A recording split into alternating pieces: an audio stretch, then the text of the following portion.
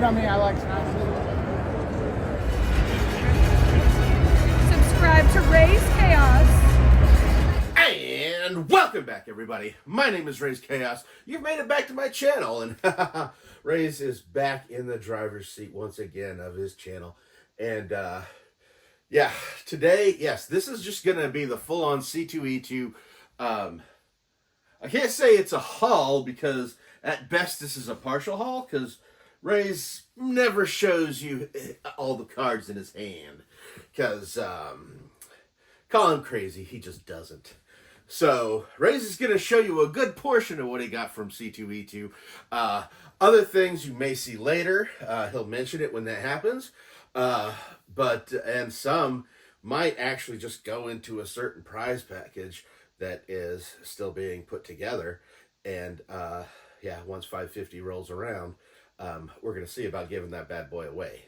So I don't think we should even waste any time. We're going to get this jackass. We're going to take him. We're going to put him out to pasture. Let him go take a rest. Yeah, you rest a lot, don't you?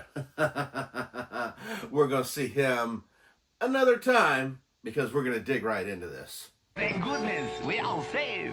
Okay, so as Raze mentioned, while he did get quite a bit of stuff from C2E2, some of it's going to be saved for the surprise package, the prize package, whatever you want to call it. Some for a later video, and some just for this one. Not much for this one, to be perfectly honest, but, you know, you're going to get an idea. You're going to get an idea of just how much fun Raze had there. But first off, what we're going to show off, when Raze went to Chicago, he generally takes the train, okay? And when he took the train to Chicago, ended up in Union Station because, of course, that's where you get out to get into Chicago. And there's been construction the last couple years. Raze has been going up there. There's been like a lot of construction going on in there. So yeah, he was pleased to see a lot of that. There's still a lot of construction going on there, don't get me wrong. But I don't know what exactly they're doing in that place, but a lot of things are changing. But one thing that Raze noticed this time that he'd never noticed before were vending machines. And I'm not talking about, oh, hey, look, you can get a sandwich. You can get, you can get some toiletries at the vending machine if you realize on the way that you didn't pack one, which is really smart. And although there's a full-on food cart at the Union Station, they've got vending machines for smaller stuff. If you don't want to spend an unreasonable amount in the restaurants they have there, they have vending machines with unreasonable amounts of stuff to buy to eat. And just a matter of preference, I suppose. But this time there were a couple of new vending machines that Raze had never seen before. And Raze walked over there because they looked really different. And there were three of them. There was one, it was all My Little Pony and Barbie items inside of it, which was like, oh, wow, okay. And the one right next to it was all like Hot Wheels cars. And it was like, oh, crap, that's crazy. And then there was a third one that had like a mixture of both, I guess, because I guess the packages they had overflow on both sides. But, Raze doesn't really collect the Matchbox cars stuff. But, he has been known to pick one up from time to time. So, while he was there, still recovering from his train trip, he kind of was looking at the selection, and there were so many. And this is really kind of a hidden gem for Hot Wheels collectors because, if you're a Hot Wheels collector, chances are you get down on your local stores when they put things out, what time, boom, you're there as soon as the doors are open, you get in there, you get all the rare ones you can find.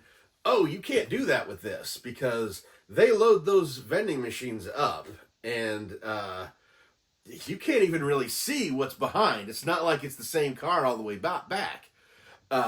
So, I mean, this might be a little a little way of if you want something, go check those things out to see if they got it, because there's a good possibility that a collector that has this stuff down to maybe flip these cars for something else isn't going to be able to get there. And that's kind of how Raze felt when he got there. He kind of felt like he found like a little bit of a grail, because all the way down he was going on there, and sure enough, there was one he could not avoid. And I couldn't believe it when I saw it. And yes, Raze grabbed it. I don't know if this is a hard to find one or a common, but yeah, Raze found the MTV Headbangers Ball tour bus. And this hit Raze right in the nostalgia. Oh God. Yeah, this was a show that Raze used to love when he was younger. And used to, you had to stay up all night to get to this. And it was, just a couple of heavy metal videos that, that they wouldn't play any other time.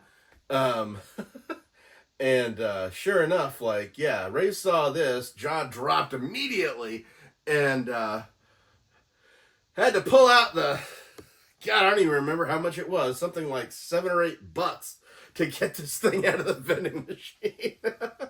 And then it stuck like halfway, and it was like, no! So Raze risked, potential damage charges to kick the shit out of that machine until it was finally dropped down, but it wasn't leaving without it. But yeah, this was like, oh my God, this is what I get before I even, right as soon as I get off the train. This is awesome. So yeah, the Headbangers Ball tour bus. This will stay in the package, because Raze doesn't really see a point in taking these out. It does have a small collection that he has quietly amassed over time. But this was very welcome. This was very exciting. Might actually go up on the wall. I'm not sure yet. But yeah, Headbangers Ball tour bus. Who would have guessed? So we're going to put that aside. The funny thing about that as well is, as soon as that thing came down, the Ghost Rider, the version that he's in actually in a car, the newer one that was on Agents of S.H.I.E.L.D. and everything, that was the very next car. And Raze looked at it and thought, oh God! And it was so hard to resist that one, but the idea of paying like $7 or $8 for another one of these things, and the trouble he had getting that one out just kind of kept him a bit grounded. So he kind of resisted that one. But yeah, it was full. It was the full on car for that, and it even had like the flames on the wheels and everything. Like it looked like, it looked exactly the way it was supposed to, and it was so tempting.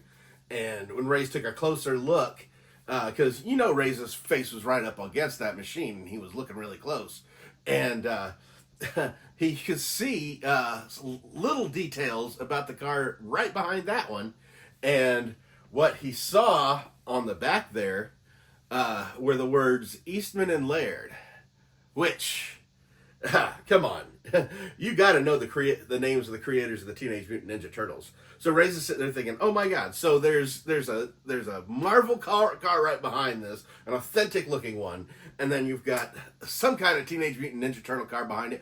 Oh my God, when will this end? Raze had to give it up. Raze turned around, walked away. Which after C2E2 on the way back, he did actually go back to that vending machine and have a look. And sure enough, that car was still there. Couldn't tell you if any of the other cars had been bought or not, because he didn't really look as close. But they were all just, different kinds of cars. But, that one in particular, Raze knew exactly where it was, took a look at it. It was still there. Obviously, the Teenage Mutant Ninja Turtle car was right behind it and everything. And Raze was like, yeah, I gave it up once. I'll give it up now that I have spent all my money at C2E2. But glad I got that one. Even picking from the three, that's the one Raze would have picked. So very, very happy with that. But then let's get into more of what he picked up. And this is an odd one that Raze picked up. This is graphic novel Says it's a collected edition of 5-volume miniseries called Sidekick, and this stopped Raze in his tracks because Raze remembered getting a DVD of a movie called Sidekick, which, you know, Raze, he's always finding the obscure movies, you know, that who even knew it exists. That movie was all about a guy who figures out that one of his coworkers actually has superpowers and must be a superhero, so he feels that he should be this guy's sidekick. This is not how the movie actually ends up. You know, movie plays out, and that turns out that's not the case at all. But it struck Raze so much. He was standing there, and he was letting the creator, talk to him about this version, and he pointed out that this isn't Sidekick. This is Sidekick for hire. And he even pointed out, like, this would be like Dick Grayson if he was a hired position. And I looked at this man and I said, "You still your mouth, mister. You don't talk about my dick like that." But looking at the back here, it's got Leonardo Moss. Okay. Who doesn't want to be a superhero? Leonardo Moss sure does. Unfortunately, he is a broke college student and not a billionaire playboy who could go around funding his caped crusades like most heroes in the city.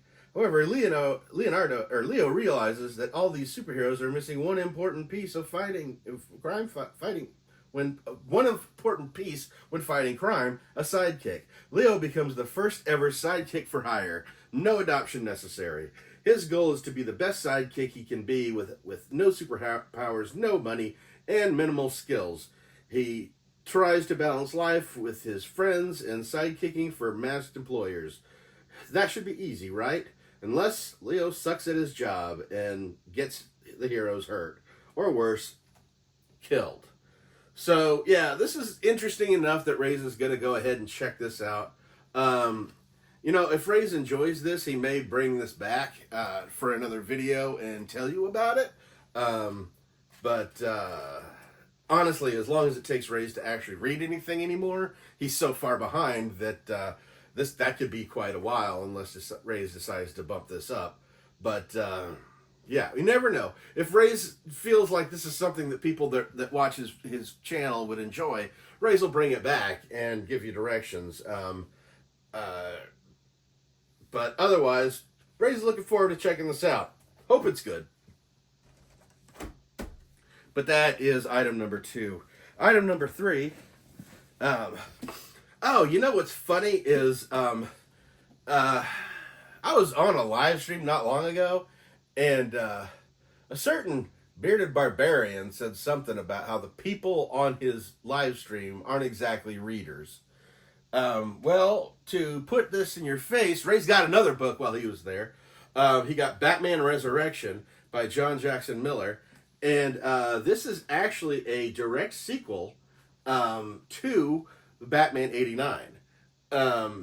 This shows the aftermath of the movie and leads into a deeper story. And it is the sequel. Raze is going to read this not thinking about regular Batman continuity, but just the simple continuity from the Tim Burton Batman movie, the first one, because this happens, after Batman 89 and then before Batman Returns. So, as it turns out, Raze and John Jackson Miller actually have a mutual acquaintance. And so that was enough for Raze to be like, you know what? Okay, I'm going to get this. I'm going to check this out. He's written several Star Wars books in the past, from what I understand. Raze stopped reading Star Wars novelizations in his early 20s. But he did have another Batman book that looked like it took place after Batman Returns.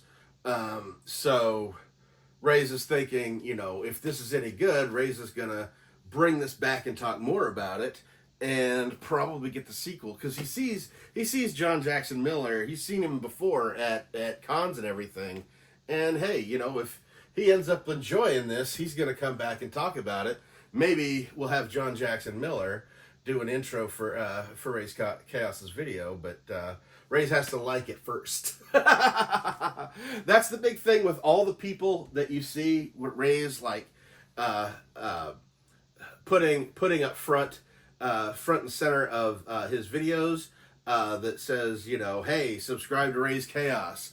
The artists in there, the creators that Raze puts in front of there, obviously he likes the cosplayers that he puts up there because he wouldn't bother with them. But the creators, the artists and whatnot that Raze puts up there, Raze actually is one of Raze. This is actually Raze's way of saying, hey, check this person out. I think their art needs to be seen more. That's why he puts the links down in the description box below, is so you can check out more of this artwork, because Raze absolutely loves the people that he puts in his videos, and he doesn't always go for new creators.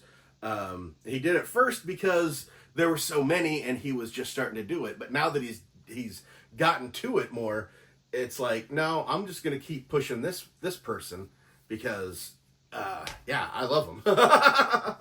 But yeah, if Raze enjoys this, he might have to go back there. But there was a person that Raze didn't have to enjoy. This next bit actually got seen in the little collage video that Raze put out last week, and that is because Raze's con bestie, I guess you'd say, who's been on the channel several times telling you to subscribe, even though, you know, he tends to dress as in IPs that Raze doesn't do videos on. Case in point, this time he was dressed as a Harry Potter character. And Raze never got into Harry Potter. He kind of did, but that was before Harry Potter actually existed. He got into The Sword and the Stone. He got into the Books of Magic from DC Comics. So when there was a third version that came out, Raze was like, you know, I've seen this already, like, before. I've seen this redone. I don't need to see the third version. So Raze never got into Harry Potter, and and he had to come in a Harry Potter costume. That's why you see him as a Pokemon. You see him in anime stuff that Raze doesn't read. I think the only one that he's actually, the few that he's actually done was like Casey Jones and maybe Arthur, which again, Raze doesn't even show PBS stuff on his channel either. So I don't know. I mean, he's very willing to do it, but he just does not want to dress up as one of the things that Raze would like to actually do. And you know, when Raze had a Teenage Mutant Ninja Turtle video, he definitely uses Casey Jones. But in this case, he wanted to get his picture taken next to a cosplayer, and Raze took the opportunity because Raze had just gone and picked up something very related to that cosplayer, even though that cosplayer didn't even know that it existed. But Raze stopped him and said, "Hey, when you go get your picture taken with him, hold this." And of course, he didn't really hold it in a way that you could actually see, but this is the Alice Cooper Tubbs rubber ducky. This was Raze knew this existed, and the minute Raze saw the Tubbs booth, Raze went straight for it, because Tubbs can be very difficult to get a hold of sometimes, and Raze saw his opportunity to get himself an Alice Cooper duck, and Alice Cooper, Raze got himself an Alice Cooper duck. How awesome is this? So yeah. Sorry, Martian Manhunter, you're not my favorite duck anymore.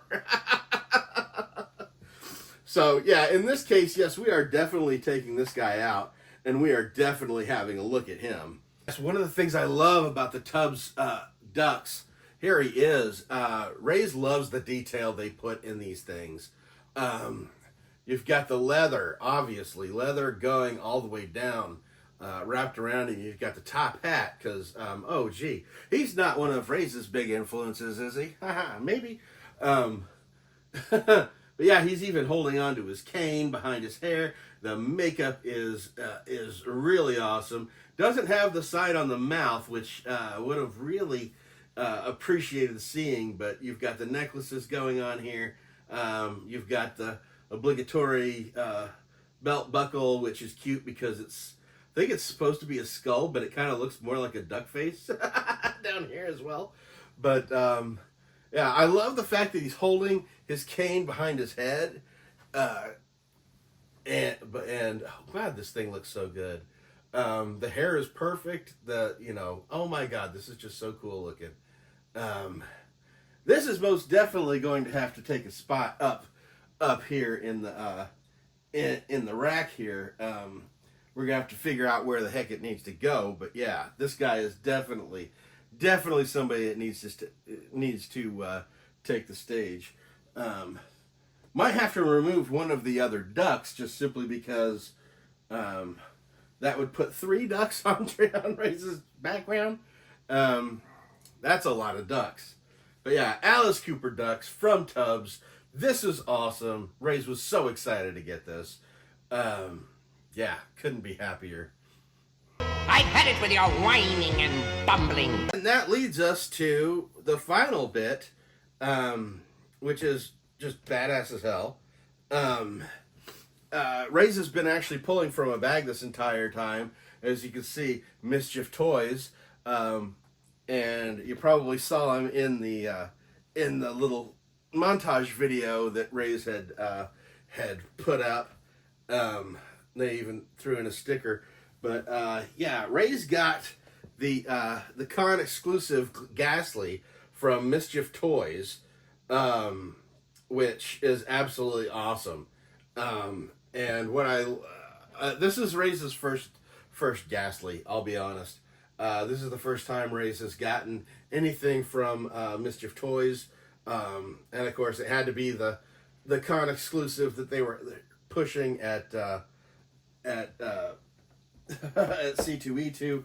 It was great meeting them. They were surprisingly approachable, and just had a great time talking to them. Yeah, I love this. It has a little keep Ghastly dust free. Ghastly needs friends. No direct sunlight.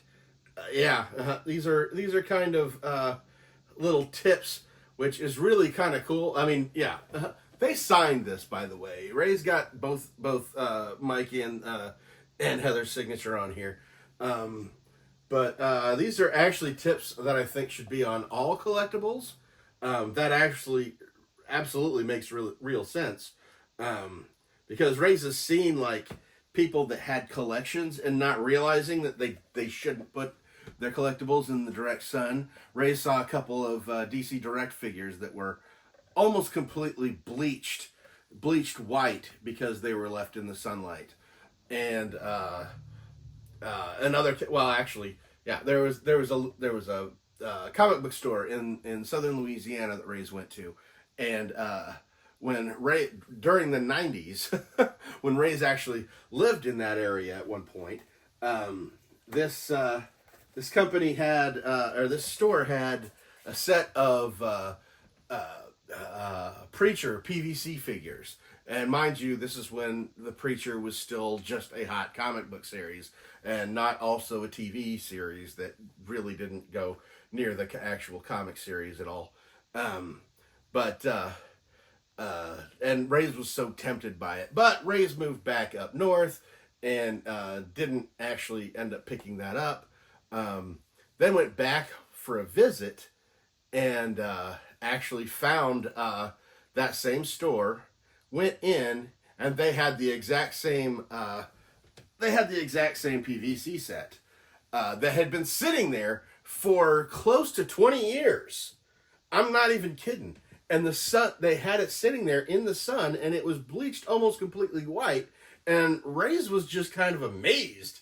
One, that nobody had actually picked that thing up. But two, when he picked it up, I mean, even the front label was bleached white. Why hadn't they moved this thing? He actually picked it up, and the counter beneath it was actually its original color. Even the shelf had faded. It really told me a lot about that store, that they never bothered to, do something about I mean, it's southern Louisiana. The sun gets hot down there. But still, it's cool seeing them put these little little directions on your collectible to keep it nice and everything. And really happy to go ahead and get this thing out. Raze actually waited all this time to actually take this out for the first time right here on his channel. And oh my goodness, this thing is so wicked looking. And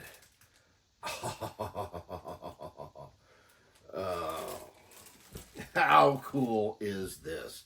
Yeah, the little Ghastly from Mischief Toys. It is numbered on the back here. Nice little 200 right there.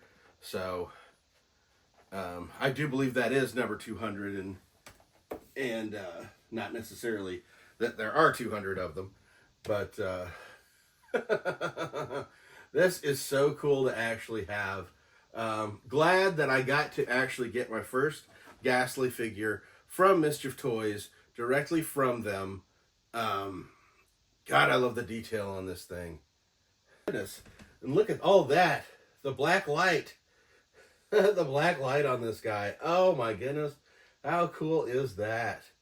Yeah, they told me it had black light properties to it. So, yeah, it makes it even cooler to put this guy under the black light. Oh, yeah.